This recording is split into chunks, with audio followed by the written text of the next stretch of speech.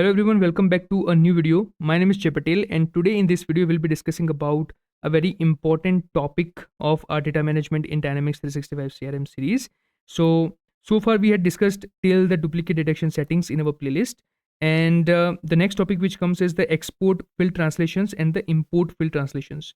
So now these are the two topics which are not that much important in order to understand the data management, but let me just give you an overview of them.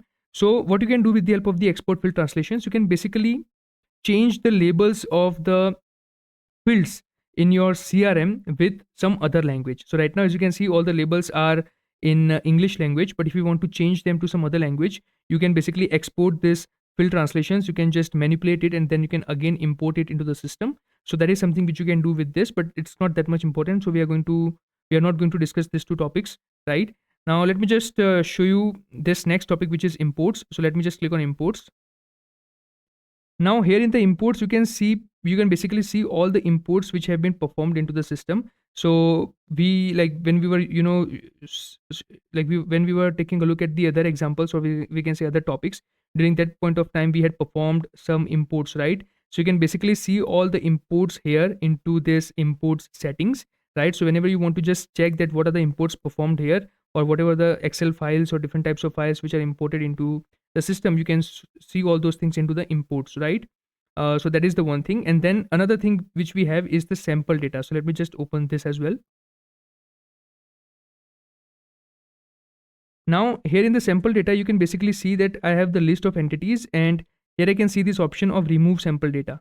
So whenever for the first time when you open this setting, you'll be able to see the option of install sample data instead of the remove sample data. Since I have already installed the sample data into my system, I'm currently seeing the option of remove sample data. But in your scenario, when you open this option, you'll be able to see the option of install sample data. And once you click on that, you'll be able to see this list of different types of entities. And then when you go into your system, you'll be able to see this type of sample records. So as you can see, in the bracket, I can say sample. So this is actually the sample data, or we can say the dummy data, which is provided to us by the Microsoft.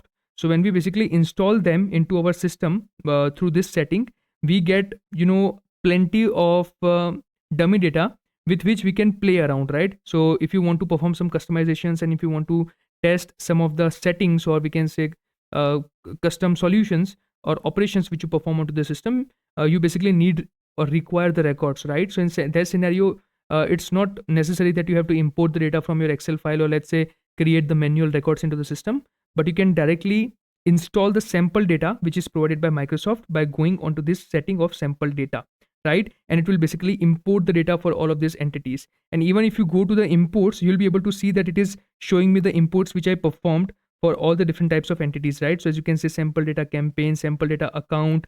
So it basically installs all the data into your entities, and then you can utilize those data records for different types of purposes into your system, right? So this was about the sample data and the imports. So far in this playlist, we have seen almost all the topics, right? We have talked about the auto numbering, automatic record creation policies, bulk relation, data import wizard, data maps, right? Deleted records is in preview right now, so that's why we have not discussed about that. We talked about the duplicate detection jobs, rules and settings. Export field translations and import field translations are not that much important, so we have skipped them for now. But if you want a video on that, you can definitely let me know in the comment section. I'll also create a separate video on this topic as well. And then we have finally talked about the imports and sample data. And with this, our playlist on the data management comes to an end. I hope that this playlist was helpful for each one of you, and if that's the case, then please make sure that you share it with your other friends as well, so that they can also get the benefit from it.